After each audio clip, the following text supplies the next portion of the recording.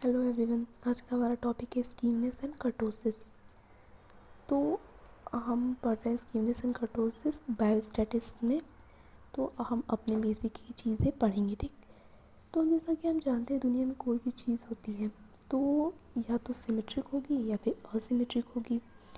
अगर सिमेट्रिक होगी मतलब इस पेपर को मैं मान लेती हूँ सिमेट्रिक है, तो अगर मैं इसे दो इक्वल पार्ट्स में डिवाइड कर दूँ तो दोनों पार्ट्स इक्वल होंगी, एक दूसरे की मिरर इमेजेस होंगी। ऐसी चीज़ों को हम सिमेट्रिक कहते हैं। और जो चीज़ें एक दूसरे की मिरर इमेजेस नहीं है, हम उनको बीच से काटे और दोनों बराबर एक जैसी नहीं हुई तो वो असिमेट्रिक होती हैं। तो हमारा जो स्कीमनेस है वो हमारे किसी डाटा, मान लीजिए हमने कोई अपना एक्सपेरिमेंट किया और उसका रिज़ल्ट हमने डेटा के फॉर्म में बताया, ग्राफ के फॉर्म में बताया, तो जो उसका कंक्लूज़न निकलता है हमारे डेटा के डिस्ट्रीब्यूशन का, वो कितना असिमेट्रिक है, इसी चीज़ को मेज़र करता है हमारा स्कीमनेस। स्कीमनेस क्या है? ये असिमेट्रिक का मेज़र है। ये कोई डाटा डिस्ट्रीब्यूशन, कोई फ्रीक्वेंसी डिस्ट्रीब्यूशन कितना एसिमेट्रिक है, इसी चीज़ को मेज़र करता है हमारा skewness. Skewness is the measure of asymmetric of a distribution. उसके बाद क्या है कि a distribution is asymmetric when its left and right side are not mirror images. कोई भी डिस्ट्रीब्यूशन असिमेट्रिक कब होगा? जब उसका लेफ्ट और राइट साइड एक जैसे नहीं होंगे, मिरर इमेजेस नहीं होंगे। अब हम बात करें स्कीमनेस की, तो स्कीमनेस की या तो हम कह लें टाइप्स कितने तरह के होते हैं या किस तरह से हम बता सकते हैं। तो स्कीमनेस के दो टाइप होते हैं, एक राइट स्कीमनेस या एक लेफ्ट स्कीमनेस। एक ज़ीरो स्कीमनेस भी होता है, पर हम उसको एक टाइप में नहीं कंसीडर कर सकते या कर भी सकते हैं, जिसके बारे में आप पढ़ने वाले हैं। तो ये जो लेफ़्ट और राइट स्कीमनेस क्या होता है, देखिए मान लीजिए हमने कोई डेटा अपना था, उसका रिज़ल्ट हमने क्या किया, डेटा ऐसे ग्राफ के फॉर्म में हमने इंटरप्रेट किया, दर्शाया इसको। तो कोई डेटा डिस्ट्रीब्यूशन जब अगर ये है तो ये देख रहे हैं इसकी ये लेफ़्ट होता है, ये राइट होता है, ठीक। तो ये जो राइट साइड है हम इसको टेल कहते हैं, ठीक। ये जो कर्विंग है इसको टेल कहते हैं।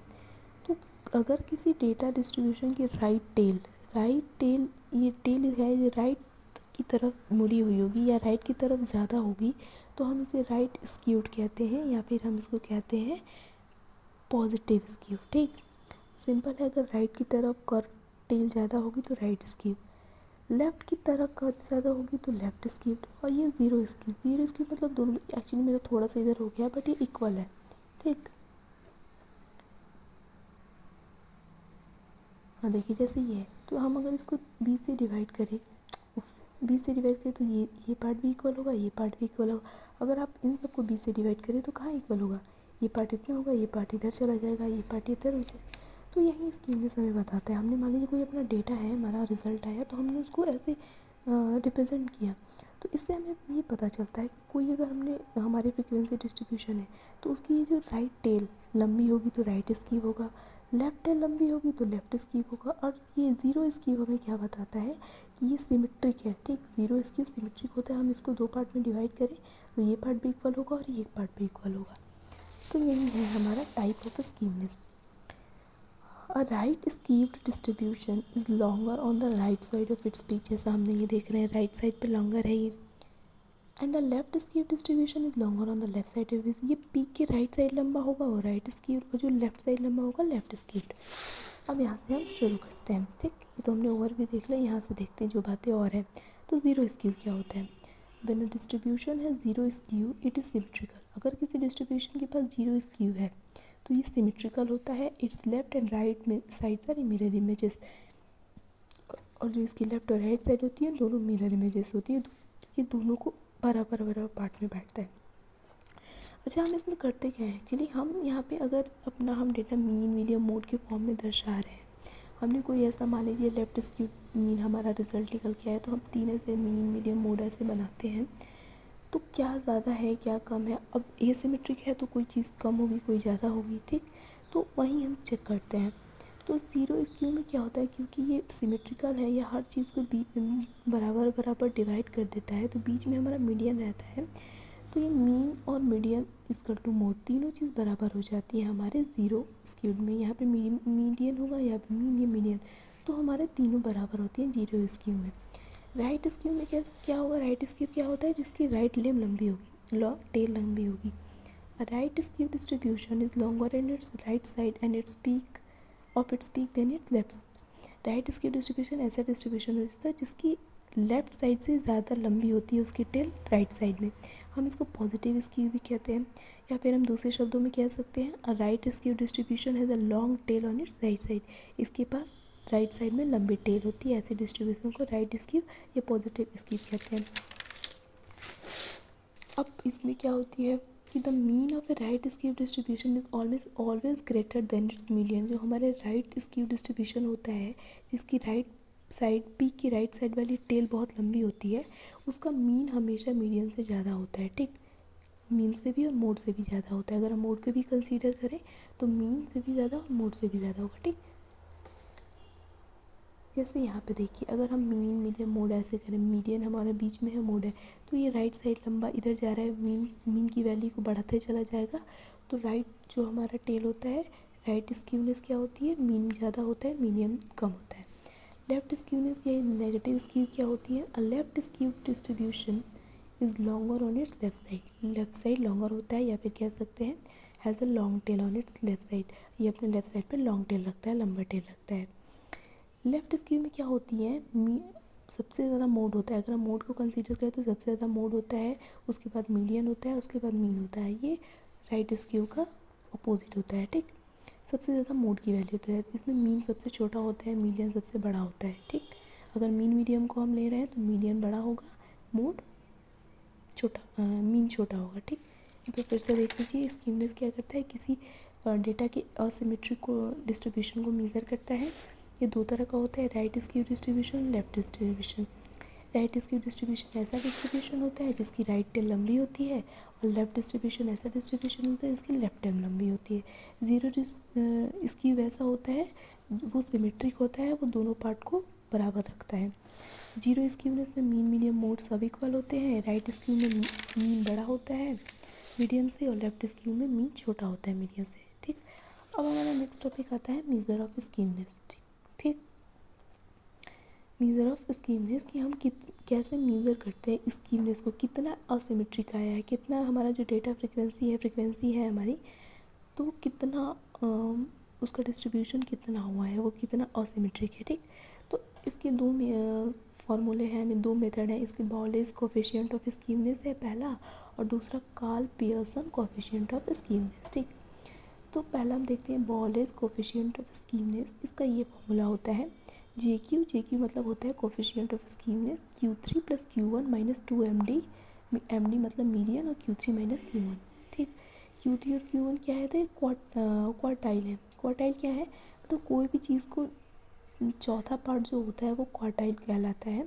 तो ये हमारा फॉर्मूला है। अगर हम स्टैटिक में देखें तो मान लीजिए कोई हमारा डेटा फ्रिक्वेंसी है या डेटा है हमारा डिस्ट्रीब्यूशन, तो उसको चार पार्ट में जो डिवाइड कर दे उसको क्वार्टाइल कहते हैं, उसके चौथे पार्ट को क्वार्टाइल कहते हैं। ठीक, तो पॉलीज कोफिशिएंट ऑफ स्क्यूनेस का ये फॉर्मूला है। अब आपको क्या करना है, आपको बिल्कुल तो पहली बात तो ये कि फॉर्मूला बिल्कुल याद करके रख देना है। ठीक, जितना भी फॉर्मूला है सब याद करें, क्योंकि एग्जाम में हो सकता है आए हम इस क्वेश्चन सॉल्व करने को, तो फॉर्मूला याद रहेगा तो अभी तो करेंगे हम।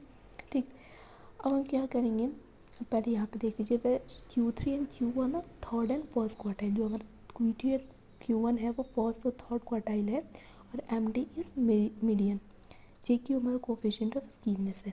ठीक, अब हम कैसे करते क्या है, तो इसको एक एग्जाम्पल के हम माध्यम से समझेंगे, क्वेश्चन के माध्यम से। ठीक,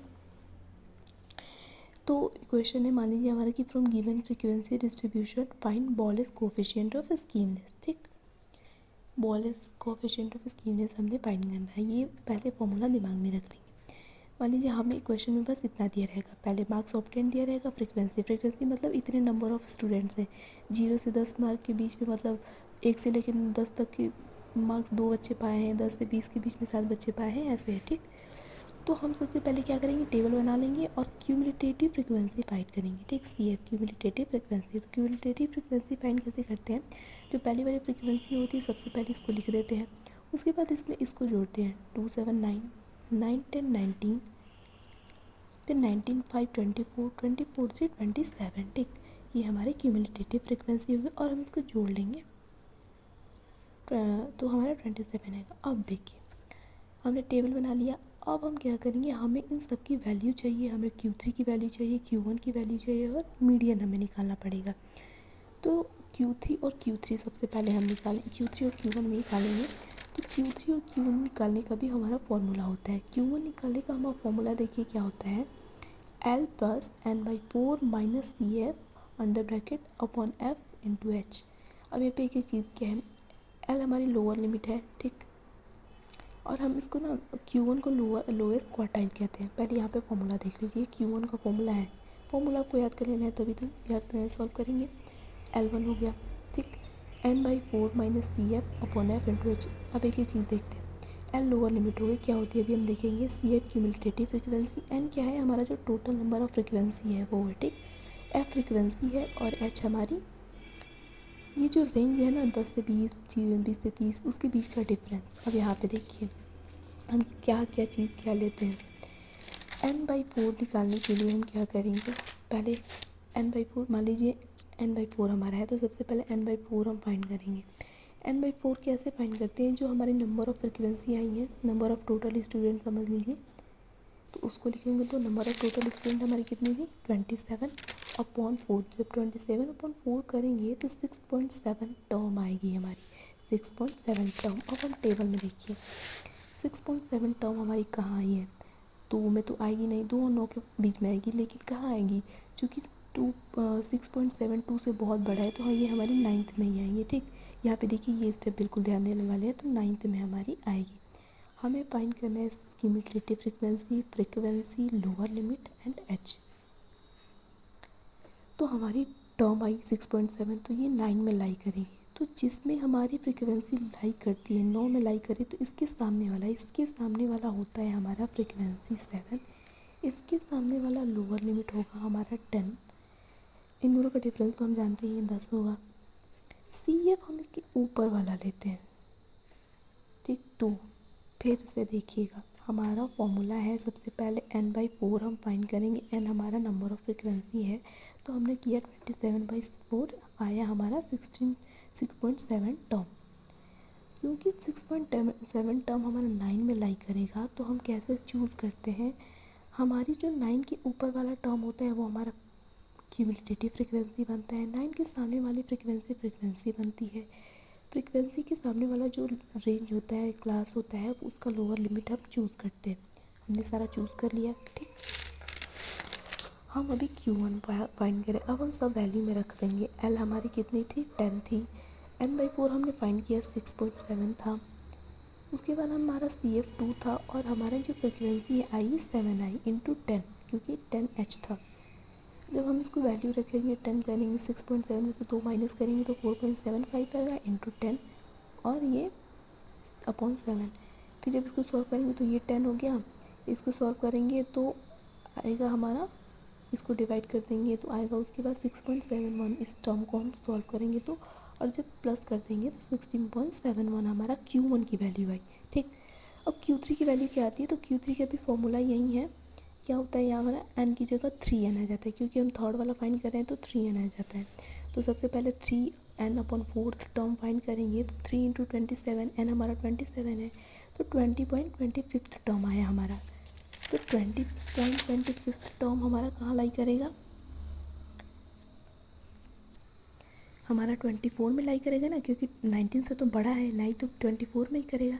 तो अब इसका कैसे चूज़ करेंगे आप खुद बताइए, जो हमारा आता है टर्म जिसमें लाई करता है उससे ऊपर वाली हम फ्रिक्वेंसी CF लेते हैं, ये क्यूमुलेटिव फ्रिक्वेंसी लेंगे, इसके सामने वाली फ्रिक्वेंसी लेते हैं और ये वाली इसके सामने वाली लोअर लिमिट लेते हैं। तो सब हो गया ना, L 30 हो गया, F 5 हो गया, क्यूमुलेटिव फ्रिक्वेंसी 90 हो गया और H हमें 10 पता ही है। अब इसको फॉर्मूले में पुट कर देंगे, तो Q3 equal to L plus 3n/4 minus CF/F into H. तो रख दीजिए नंबर 30 प्लस 20.25 माइनस 19/5 इंटू 10। जब इसको सॉल्व करेंगे तो हमारा डिफरेंस आएगा 1.25 इंटू 10/5। तो जब इसको सॉल्व करेंगे हम तो 30 पॉइंट, जब इसको सॉल्व करेंगे तो 2.5 आएगा और 32.5। तो देखिए हमारी Q1 की वैल्यू आ गई, Q3 की वैल्यू हो गई। अब हमें मीडियन फाइंड करना है, तो मीडियन कैसे फाइंड करेंगे हम, मीडियन का फॉर्मूला है हमारा L प्लस n/2। देखिए फॉर्मूला आप ये याद कर लीजिए, हमारा बॉलिस कोफिशिएंट ऑफ स्कीवनेस निकालने के लिए, ठीक। L plus n/2 minus CF into F. जब हमें Q1 निकालना होगा तो हम यहाँ पे n/4 कर देंगे, जब हमें Q3 निकालना होगा तो 3n कर देंगे बस। और मीडियन निकालना है तो हमारा फॉर्मूला ये है। तो हमें तो सब कुछ पता ही है। हमारा n/2 हो गया 27/2 13.5। फ्रीक्वेंसी हमारी 10 है, लोअर लिमिट हमारी कितनी है 20 है, CF कितना है 9 है। ठीक, अब समझ में आ रहा है ना ये सब हमने कैसे लिया। हमारा जब टर्म हमने फाइंड किया तो 13.5 टर्म आया। ठीक, तो जब 13.5 टर्म आया तो ये किस में आएगा 19 में ही आएगा हमारा। तो 19 के ऊपर वाला हम जो आता है उसके ऊपर वाला क्यूमुलेटिव फ्रीक्वेंसी लेते हैं। ठीक, उसके सामने वाला हम लेते और इसके सामने वाला लेते हैं हम फ्रीक्वेंसी, और ये लोअर लिमिट 20। ठीक, उसके बाद हमारा क्या आया, जब हमने इसको फॉर्मूले में पुट किया तो 20 प्लस 13.5 माइनस 9 सब लिख दिया हमने। सॉल्व करने पे हमारा मीडियन आएगा 24.5। तो अब देखिए हमारी सारी वैल्यूज़ आ चुकी हैं, Q1 Q3 और मीडियन सारी वैल्यू आ चुकी हैं 32.5 6.7। अब हमने इस फॉर्मूले में रख देना है बॉलिस कोफिशिएंट ऑफ स्कीमनेस के फॉर्मूले में। Q3 की वैल्यू रख दी हमने 32.5 प्लस 16.71 माइनस 2 इंटू 24.5, और ये मैंने माइनस कर दिया। माइनस जब हमने कर दिया तो इतना हमारा आंसर आया। जब हम इसको डिवाइड करेंगे तो आंसर हमारा 0.01329 आया। ठीक, आंसर तो आपका आ गया। अब क्या होता है देखिए, क्योंकि ये 0 पॉइंट में आया तो मतलब ये माइनस में नहीं आया। ठीक, 0.01 आया मतलब 0 से कुछ ज़्यादा आया है। ठीक, तो ये हमारा पॉजिटिव स्कीमनेस कंसीडर किया जाएगा। ठीक, पॉजिटिव स्कीमनेस। अगर ये आंसर नेगेटिव में आता तो ये हमारा नेगेटिव स्कीमनेस होता, लेकिन ये पॉजिटिव स्कीमनेस इसलिए है क्योंकि ये 0 से आया है हमारा, ये माइनस में नहीं आया। ठीक, तो ऐसे हम सॉल्व करते हैं। आई होप मैंने एक एक स्टेप बताया है। आप देखिए, पहली बात तो ये कि थियोरेटिकल तो आपको नहीं हो पाएगा, आपको एक बार बस स्टेप ध्यान से देख लीजिए, उसके बाद आपको खुद सॉल्व करना पड़ेगा, नहीं तो मैथ्स है नहीं होगा थियोरेटिकल। लेकिन पहली बात तो फॉर्मूला याद कर लेना और स्टेप एक एक याद कर लेना है। ठीक, अब हम देखते हैं दूसरा हमारा एक मेथड होता है कार्ल पियर्सन कोएफिशिएंट ऑफ स्कीमनेस, उसको हम बॉलिस कहते हैं। तो कार्ल पियर्सन ने भी दो अपने फॉर्मूले दिए हैं। ये है हमारा coefficient of skewness, mean minus mode और स्टैंडर्ड डेविएशन। SD हमारा स्टैंडर्ड डेविएशन है। और अगर मीडियन से आपको निकालना है तो मीडियन से भी फॉर्मूला दिया है उन्होंने, जैसे 3 under bracket m minus MD median upon standard deviation. ठीक, तो इन इस के माध्यम से आप निकाल सकते हैं। हमने स्टैंडर्ड डेविएशन कैसे निकाली इसका वीडियो भी है, और इन सारे वीडियोस भी हमें पता है, स्टेप इसके पता है। ठीक, तो ये हमारे हो गए स्कीमनेस एंड कर्टोसिस, स्कीमनेस। अब हम देखते हैं कर्टोसिस। कर्टोसिस हमारा क्या होता है। ठीक, तो देखिए स्कीमनेस हमारा क्या कर रहा था, कोई डेटा का डिस्ट्रीब्यूशन है वो असिमेट्रिक है, तो वो कितना असिमेट्रिक है हमारा स्कीमनेस ये चीज़ मेज़र करता है। अब हमारा कर्टोसिस क्या करता है, कर्टोसिस हमारा करता है कि मान लीजिए हमने कोई डेटा अपने ग्राफ के माध्यम से दिखाया, शो किया डेटा का डिस्ट्रीब्यूशन, तो कर्टोसिस हमारा उसका टेल्डनेस बताता है। टेल मतलब समझ रहे, जब हमने ऐसी बात की थी राइट टेल लंबी हो गई है तो राइट स्कीव, लेफ्ट टेल हो तो लेफ्ट स्कीव, तो ये टेल की क्या करता है, कहते हैं हम इसके कि ये डिग्री मेज़र करता है टेल्डनेस या फिर पीकनेस। कोई हमारा जो ग्राफ है उसका मान लीजिए पीक कितना है, कोई हमारा डेटा डिस्ट्रीब्यूशन है वो कितना पीक है, कहते पीकनेस या फिर टेलनेस या पीकनेस या फ्लैटनेस की डिग्री मेज़र करता है हमारा कर्टोसिस। ठीक, कर्टोसिस हमारा क्या है कि kurtosis is a statistical measure use to describe a characteristic of a data set. किसी डेटा सेट का कैरेक्टरिस्टिक बताता है कि डेटा सेट क्या है, मतलब ये इसका पीक कितना जाएगा, बहुत ऊपर जाएगा, बहुत लंबा होगा या फ्लैट आएगा इसका पीक, ये चीज़ हमें कर्टोसिस बताता है। अब कर्टोसिस 3 टाइप का हो सकता है, लेप्टोकॉर्टिक, मीसोकॉर्टिक एंड प्लेटिकॉर्टिक। ठीक, लेप्टोकॉर्टिक में क्या होता है, leptokurtic has a very long and skinny tail, in this kurtosis is more than normal distribution. देखिए कोई भी डेटा के मान लीजिए ऐसे हमने बनाया तो ये एक बेल शेप्ड का जो चीज़ आता है ना, इसको हम नॉर्मल डिस्ट्रीब्यूशन कहते हैं। मतलब बेल शेप्ड का मतलब है नॉर्मल डिस्ट्रीब्यूशन। अब लेप्टोकॉर्टिक क्या होता है, बेल शेप्ड हमारा मान लीजिए ऐसे आया है। ठीक, लेप्टोकॉर्टिक हमारा लंबा होता है, ऐसे थिन और स्लेंडर होता है, लंबा। Has a very long and skinny tails, पतला टेल होता है, लंबा टेल जाता है। और इसमें क्या होता है, नॉर्मल डिस्ट्रीब्यूशन से ज़्यादा कर्टोसिस आती है, इसको हम लेप्टोकार्टिक कहते हैं। लेप्टोकार्टिक को आप लंबा से याद कर सकते हैं, ठीक, लंबा, लॉन्ग, लंबा है ना लेप्टोकार्टिक, तो जिसमें नॉर्मल डिस्ट्रीब्यूशन से ये बहुत ज़्यादा होता है और ये लॉन्ग और स्किनी टेल्स होती हैं इसके पास लेप्टोकार्टिक में। मीज़ोकार्टिक क्या होता है, mesokurtic is same as normal distribution. Normal distribution है बेल शेप्ड की, ये तो कुछ ज़्यादा ही फ्लैट हो गई है, बेल शेप्ड की नॉर्मल डिस्ट्रीब्यूशन है, हम इसी को मीज़ोकार्टिक कहते हैं। इसमें क्या होता है कि इन दिस डिस्ट्रीब्यूशन का moderate in breadth and curves और एट मीडियम पिच हाइट। हमारी डिस्ट्रीब्यूशन मॉडरेट ब्रेथ की होती है, ज़्यादा चौड़ी भी नहीं होती है, बहुत ज़्यादा पतली भी नहीं होती है, जैसे हमारे लेप्टोकार्टिक में इतनी सी है, पतली है, बहुत पतली होती है। मीज़ोकार्टिक मतलब हमारी सेम एज नॉर्मल डिस्ट्रीब्यूशन, ना बहुत ज़्यादा पीक इनकी ज़्यादा होती है और ना ही ब्रेथ ज़्यादा होती है, तो मीज़ो मतलब सेम, ठीक। प्लेटिकार्टिक मतलब क्या होती है, प्लेट कैसा होता है, फ्लैट होता है, तो इसमें हमारी क्या होती है, हमारी पीक एकदम फ्लैट होती है, हमारी टेल जो होती है पीक एकदम फ्लैट होती है। तो platykurtic having a lower tail and stretch around central tails, ये पूरी सेंट्रल टेल्स का फैली रहती है, स्ट्रेच हो गई रहती है, और इसकी टेल बहुत लोअर होती है, बहुत नीचे होती है। A platykurtic distribution is flatter less peaked compare to normal distribution. ये नॉर्मल डिस्ट्रीब्यूशन जो बेल शेप डिस्ट्रीब्यूशन उससे बहुत कम होती है। तो जल्दी से एक बार याद कीजिए, लेप्टोकार्टिक लंबा है, वो नॉर्मल डिस्ट्रीब्यूशन से लंबा होगा, बहुत पतला होगा। मीज़ोकार्टिक नॉर्मल डिस्ट्रीब्यूशन के बराबर ही होता है, सेम होता है। प्लेटिकार्टिक वो नॉर्मल डिस्ट्रीब्यूशन से कम होता है, फ्लैट होता है थोड़ा।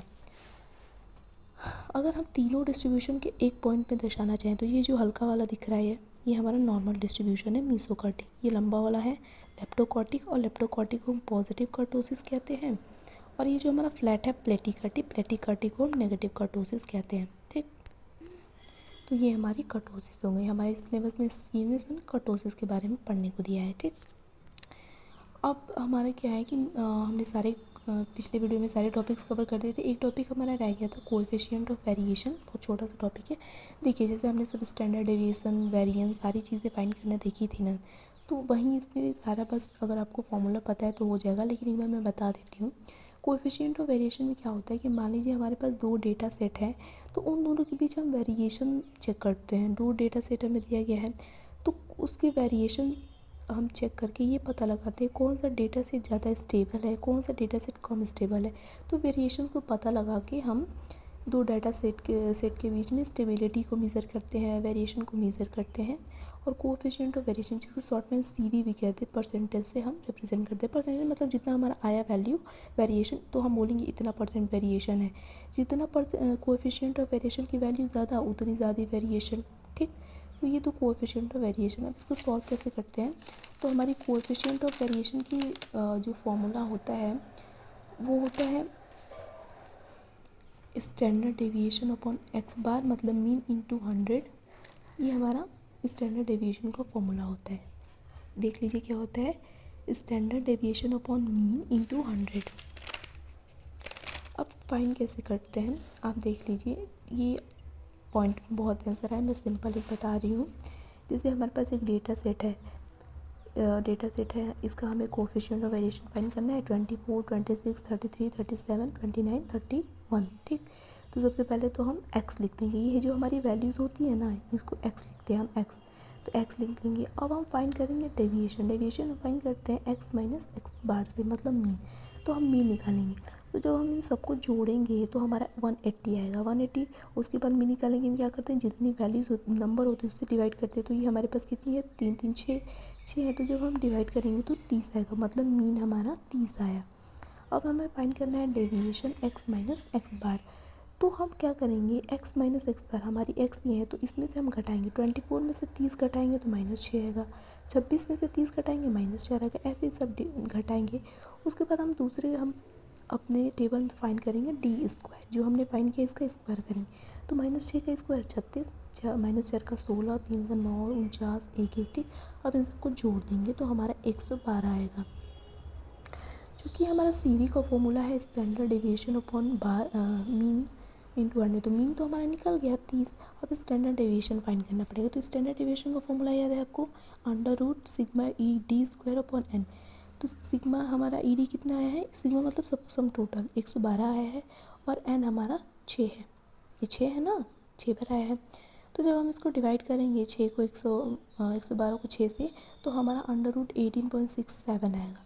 18.67 को जब हम इसका रूट फाइंड करेंगे, इसकी वैल्यू, तो 4.32 आती है। तो हमारा स्टैंडर्ड डेविएशन की वैल्यू कितनी आई? 4.32 है। और हमारा जो मीन है वो 30 आया। तो जब हम इसको इंटू 100 करेंगे तो वैल्यू आएगी हमारी 14.4, और ये हमारा होता है कोएफिशिएंट ऑफ वेरिएशन। ठीक, स्टेप में एक बार और बता दूँ, पहले हम x लिख लेंगे और फिर डेविएशन फाइंड करेंगे x अपॉन x बार के द्वारा, मतलब मीन घटाएंगे। मीन निकाल के हम जब डी स्क्वायर करेंगे, स्टैंडर्ड डेविएशन फाइंड करेंगे, स्टैंडर्ड डेविएशन अपॉन कर देंगे, आंसर आ जाएगा।